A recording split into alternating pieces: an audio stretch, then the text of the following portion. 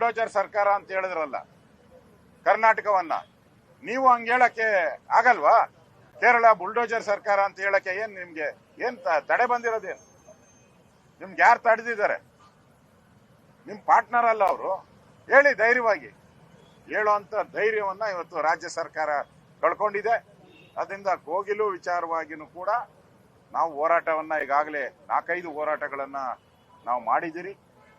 ಜನಾರ್ದನ್ ರೆಡ್ಡಿ ವಿಚಾರವಾಗನು ಕೂಡ 22ನೇ ತಾರೀಕು ನಾವಲ್ಲಿ ದೊಡ್ಡ ಸಮಾವೇಶವನ್ನು 17ನೇ ತಾರೀಕು ದೊಡ್ಡ ಸಮಾವೇಶವನ್ನು ಕೂಡ ಮಾಡೋ ಮುಖಾಂತರ ರಾಜ್ಯದಲ್ಲಿ ಕಾನೂನು ಸುವ್ಯವಸ್ಥೆ ಹಾಳಾಗಿರೋದು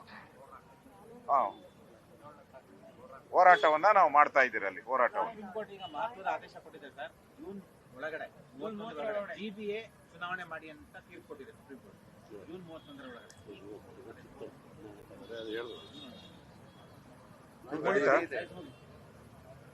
ನಾವು ಬಿಜೆಪಿ ಮೊದಲಿಂದನೂ ಚುನಾವಣೆ ಮಾಡಿ ಅಂತಾನೆ ಹೇಳ್ತಾ ಇದ್ದೀವಿ.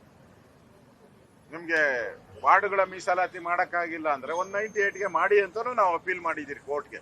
ನಾವು ಕೂಡ ಸುಪ್ರೀಂ ಕೋರ್ಟ್ಗೆ ಹೋಗಿ. ಆದ್ರೆ ಈಗೆಲ್ಲ ವಾರ್ಡ್ಗಳು ಇವೆಲ್ಲ ಕ್ಯಾಟಗರಿ ಎಲ್ಲ ಮಾಡಿರೋದ್ರಿಂದ ಬೇಗ ಚುನಾವಣೆ ಮಾಡಿ ನಾವು ರೆಡಿ ಇದ್ದೀರಿ. ಈ ಚುನಾವಣೆ ಗೆಲ್ಲಕ್ಕೆ ರಾಜ್ಯದಲ್ಲಿ ಕಾಂಗ್ರೆಸ್ ಮಾಡಿರುವಂತ ಗುಂಡಿಗಳೇ ಸಾಕು.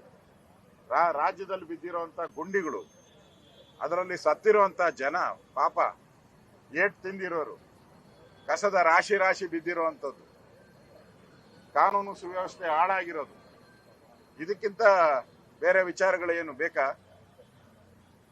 ಕಾಂಗ್ರೆಸ್ ಈ ಸರಿ ಬೆಂಗಳೂರಲ್ಲಿ ನೆಲ ಕಚ್ಚುತ್ತೆ. ಅಷ್ಟು ಪಾಪವನ್ನ ಮಾಡಿದ್ದಾರೆ. ಬೆಂಗಳೂರು ಜನತೆಗೆ ದ್ರೋಹವನ್ನ ಬಗೆತಾರೆ. ನಾವು ಚುನಾವಣೆಗೆ ರೆಡಿ.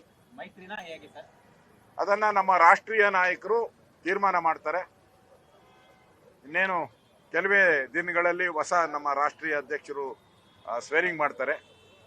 ಸೊ ಅದಾದ್ಮೇಲೆ ನಾನು ಮೊನ್ನೆನೂ ಕೂಡ ಭೇಟಿ ಮಾಡಿ ಬಂದಿದ್ದೀನಿ. ನಮ್ಮ ಅಧ್ಯಕ್ಷರನ್ನ ಮತ್ತು ಹಳೆಯ ಅಧ್ಯಕ್ಷರನ್ನ ಇಬ್ಬರನ್ನು ಭೇಟಿ ಮಾಡಿ ಬಂದಿದ್ದೀನಿ. ಕರ್ನಾಟಕದ ಬಗ್ಗೆ ಅವರು, ಈ ಚುನಾವಣೆ ಬಗ್ಗೆ, ಒಂದು ಮೈತ್ರಿಯ ಬಗ್ಗೆ ಅವರು JDSನ ಮುಖ್ಯಸ್ಥರ ಜೊತೆ ಮಾತಾಡ್ತಾರೆ. ಕೇಂದ್ರದವರು ಸಮನ್ವಯ ಸಮಿತಿ ಏನ್ ತೀರ್ಮಾನ ಮಾಡುತ್ತೋ ಅದಕ್ಕೆ ನಾವು ಬದ್ಧರಿದ್ದೀವಿ. ಗ್ಯಾರಂಟಿ ನ್ಯೂಸ್, ಸುದ್ದಿ ಖಚಿತ, ನ್ಯಾಯ ನಿಶ್ಚಿತ.